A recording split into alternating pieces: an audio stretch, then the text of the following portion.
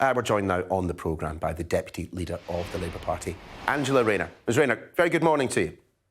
Morning. So, tell us, what do you make of the explanation, such as it is, about the resignation of Allegra Stratton, about the parties that seem to have been taking across Whitehall? There is an investigation now underway. Is that enough?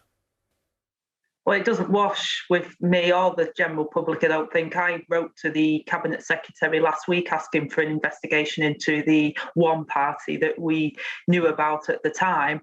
And the Prime Minister at the time was saying, nothing to see here, nothing happened.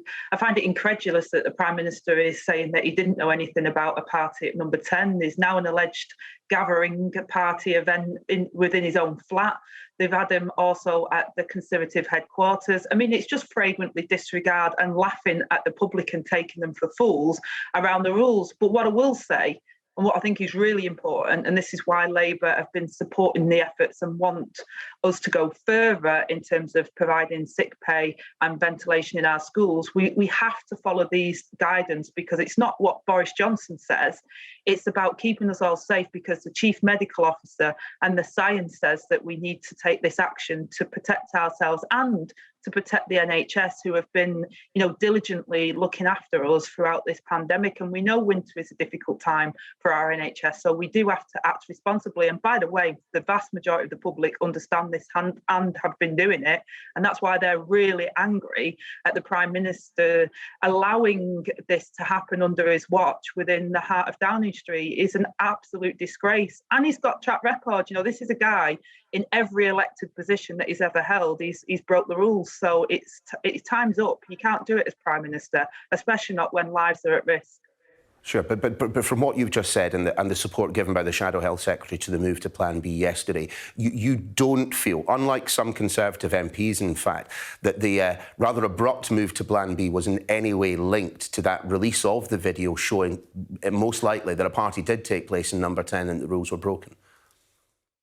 Well, what's really important is that, we had a meeting and Keir Starmer spoke to the Chief Medical Officer and, had a briefing from those in the position of knowledge who said that we need to take these measures. So the Labour Party are clear that we're following the medical and the science and expert advice on this, and we hope that people will do that. Boris Johnson has completely undermined those efforts, and it's incredibly disappointing. I am calling on the government today to provide sick pay for people. This is a massive, big problem when it comes to people being able to do the right thing and self-isolate. They need sick pay so that can happen, and that will help control the virus. And we need to make sure that we have proper ventilation in schools. It's cold this time of year.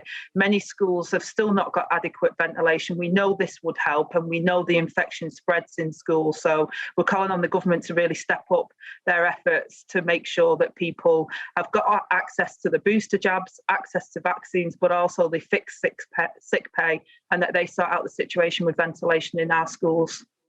Yeah, we also know that, despite the Prime Minister's entreaty to us all to continue with our Christmas parties, the measures announced yesterday, and indeed just the current vibe around government, not exactly lending itself to confidence within the hospitality sector. It feels as if they will start losing money now, if not in the immediate future.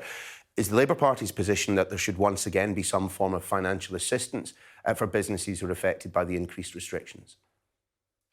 Well, what was important is that if you look at what the Welsh Labour government did, they brought in the vaccine passports and negative testing some time ago, which gave business the opportunity to respond to this. The government have to support business to ensure that they can take adequate measures so that people can be safe and can go out to events in a safe manner. We're also asking people to, if you are going to a Christmas party or you are going to an event where there'll be more people and it's particularly indoors, is that you do take a test beforehand so that you're not carrying the virus. We can all act responsibly so that we can continue to live as normal life as possible.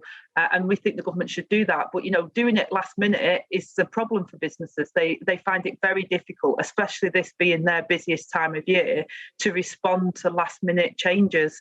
And we feel like the government should have been planning for this some time ago rather than bringing it last minute for businesses and them trying to adapt. So the government really do need to support business to adapt to the changes that we need to make.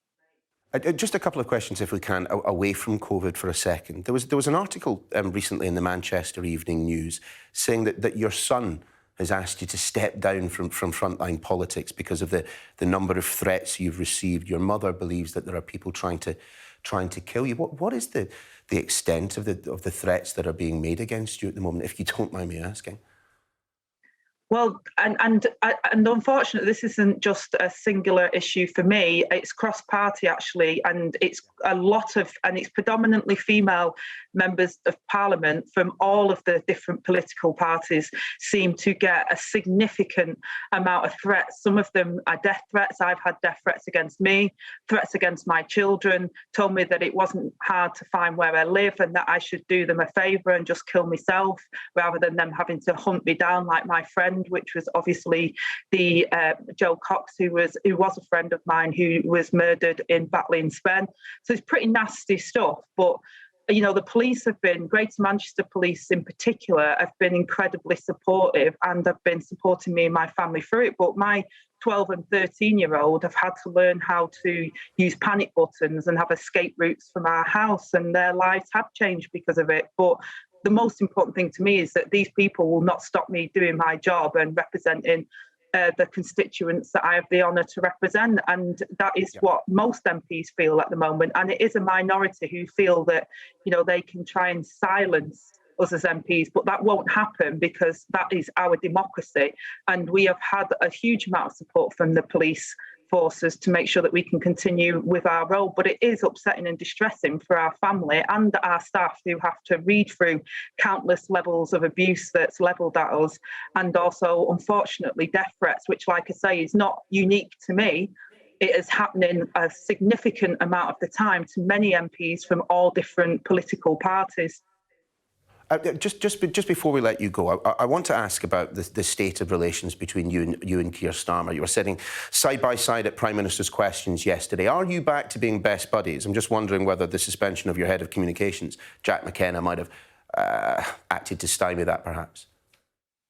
Well, me and Keir have had an incredibly constructive relationship ever since we became leader and deputy leader of the Labour Party, and we continue to do that because we're both absolutely clear that we need a Labour government and we work constructively together. We are different people, of course we are, but you know, Keir is the leader of the Labour Party and I'm his deputy, and we work together, you know, very well. I won't comment on issues to do with staff because I don't think that's fair to do that. There is processes that go through, and you know, those processes will continue. And I don't think it's right that that's, you know, played out in the media. As I said before, my staff have been through a hell of a lot, coping with, you know, helping constituents and supporting me in doing my role. So I won't comment on individual staff members, but what I will say is me and Keir are very clear and have never departed from that and continue to be joined together in making sure that we show that we are a Labour government in waiting and that we will change working people's lives and change people's lives for the better once we're in government. Angela Rayner, good to have you on the programme this morning. Thanks for being with us. Thank you.